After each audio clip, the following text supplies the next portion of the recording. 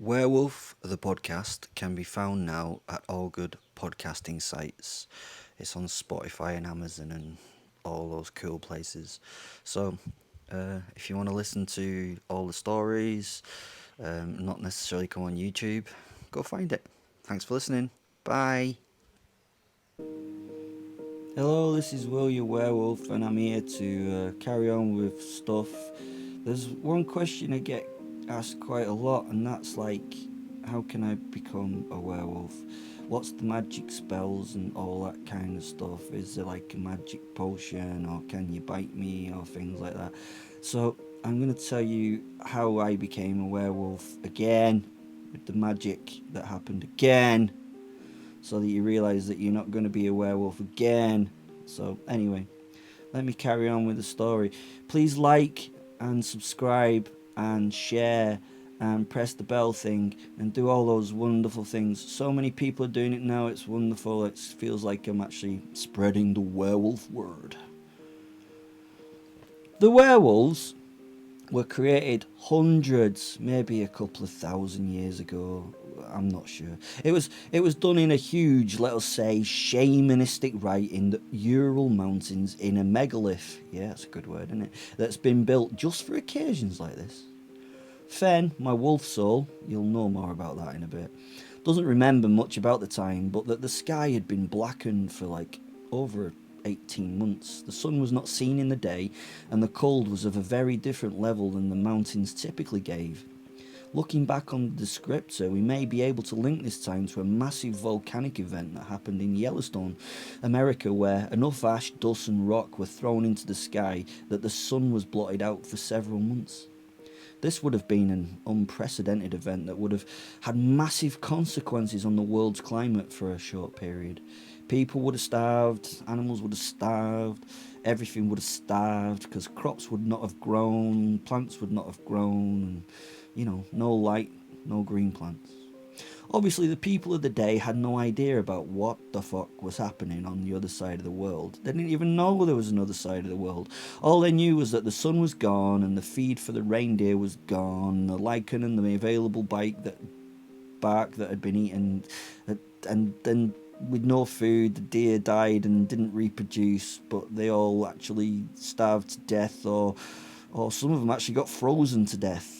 Do you know how cold it must be for a herd of reindeer to freeze to death? Yeah, you're right. Really, really cold. The people were absolutely at the end. Death was around the corner for the entire tribe. They turned to their religion, which was, let us say, I don't know, shamanistic. It was based around nature and the spirits of all that surrounded them, and it was led by a, shall we say, high priest. He, shall we say, decided to communicate with the spirit world and ask what could be done. Things were grim for both our wolf pack and a human pack. The litters of pups that year had been lost as the females had ran dry of milk due to starvation. The wolves had also suffered as their natural prey species had been hit hard by their populations crashing. It was looking a bit shit for both our teams. Something had to be done, or wolves and people would be lost. The humans had caught one of the wolves the day before and had it ready for tonight's meal. The shaman decided that they would make the rite of the mushroom.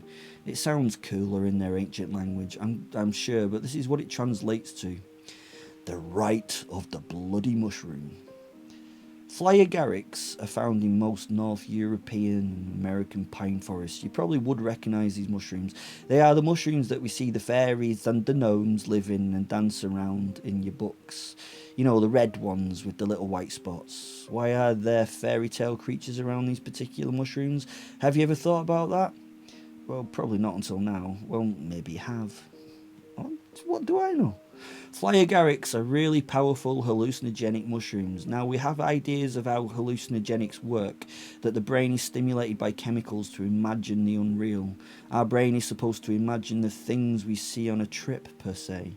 Now, that's a bit strange, because if we look at what people see when they do the different hallucinogens, they tend to imagine very similar things when they do the same hallucinogen. When you do ayahuasca, you see the jungle spirits, the panthers and the creatures that we find there. Maybe this is due to the way that you are led by a shaman who runs a show, or perhaps they tap into I don't know, a specific part of nature. That drug from that place brings you into that spiritual world in which those spirits are found. DMT gives you a spiritual journey into yourself. When you do DMT, you go into another deep geometric world where the spirits are your thoughts. You enter your deeper self and your world is torn apart and rebuilt by you.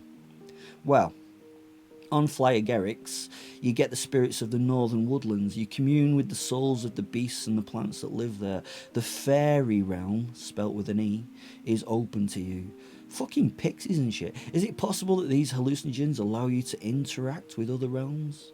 I know it sniffs of bullshit. I know we don't know, and it would be proper cool if that were the truth.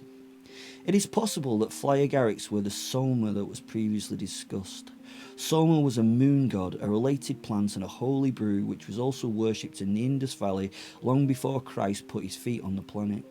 Flyer Garrick fits many of the Vedic references as a substance with which to contact the gods. This may be the way to talk to gods or some shit like that. Who fuck knows? So you get the idea that this stuff may just be a fun trip, or it may be a way to dial up the local spirits and gods to speak with them by phone. Either way, the outcome for people can both be extraordinary and not so wonderful. Hey, but I don't care if you have a good or bad trip or speak to God or whatever. Just do it. Let us get back to the shamanic rite. The shaman, let's not give him some culturally appropriated name. Let's call him Dave. Dave the shaman. He turned to the people and said the only way we would find an answer was to go and commune with the spirits of the wild. Now in this day and age, we would not be so convinced that this was the way forward, but if you were starving, cold and miserable, maybe you would give this trip thing a go. If you're not very religious, this will be difficult to make sense of, but I find that even the most un-God botherer type individuals will try prayer when life gets shit. So Dave suggests that the whole of the tribe take a huge big combined trip and try and listen to the spirits to see if there's a way out of the shit that they're in. They all go up to this particular cave thing that they built to do all this communing stuff. They call them megaliths. This was a pretty cool place. It had stone menhirs and all that other, ancient Neolithic stuff that get those historians and archaeologists sad.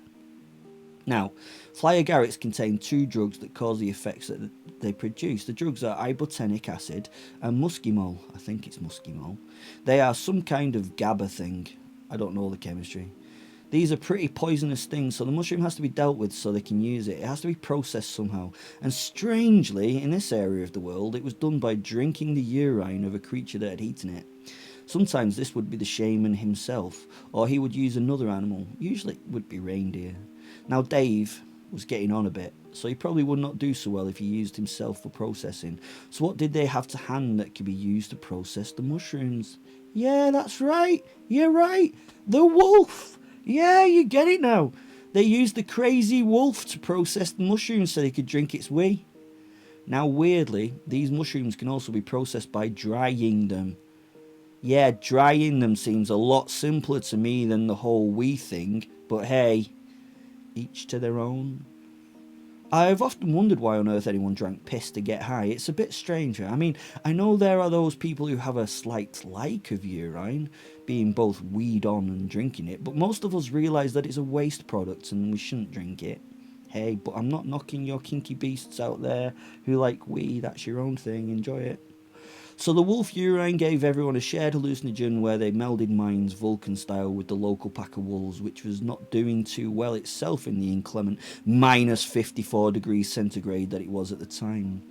The humans during this shared trip came to some deal where the wolves would give their spirits to the people.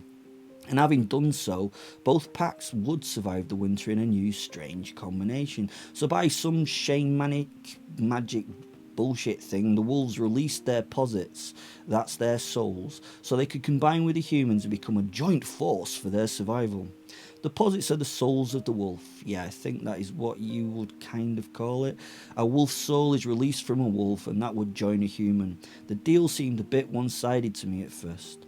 The wolves, once contacted, came down to the sacred spot thing, and after a mental chat, which must have been really fucking weird. Can you imagine the people and the wolves all sitting around each other like a chanting circle thing? I'll just give you a minute to imagine that. Did you imagine it? How fucking cool is that? Huh? The wolves were sacrificed in a very bloody, shamanic, proper religious rite.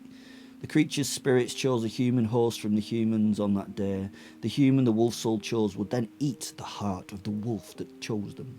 They ate it raw too. That's proper doing magical things, eating it raw, as humans find raw meat challenging to swallow.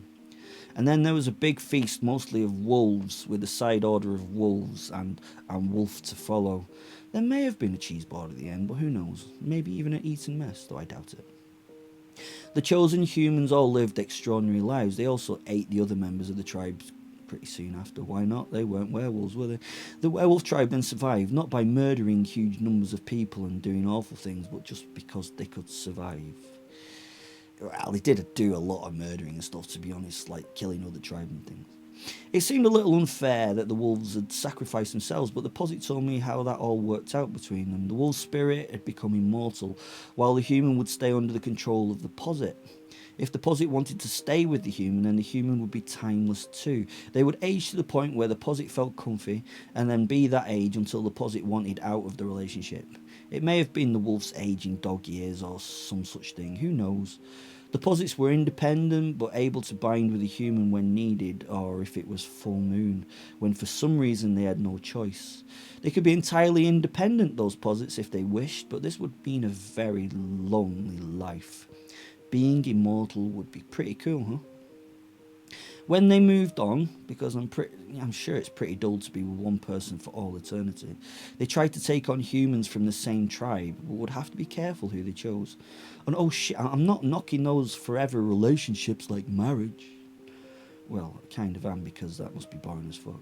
The posits would then be passed on from human to human for all time. Not a bad deal when you think about it in those terms. So happily the wolves and the humans worked it out, and the human band survived and became the first tribe of werewolves ever. It's a remarkable story, and I don't know how true it is, but it sounds like it could have happened. Maybe it could be science, it could be magic, it could be bollocks. The posits could always move on and find a fresh person that had some relation to these first members of the tribe when they wanted to. I suppose we would talk about something related to them finding the DNA of their ancestors these days. Something like that.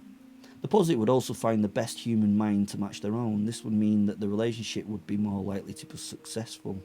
Once bound to a human, the posit could leave them if they wanted, so they would often bounce around from person to person until they found a particular individual they liked, and someone who could mentally deal with the idea that they'd just been linked to a spirit wolf. As you can probably guess, not many people can deal with that shit. Most people think they've had a psychotic episode. Once the posit left, then the human would start to age again. It's magic.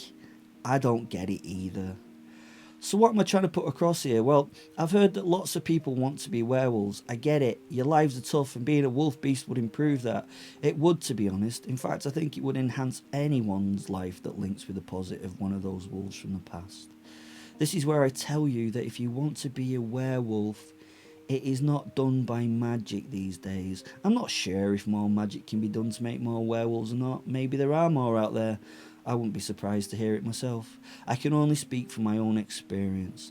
There are only 74 werewolf souls from the original tribe.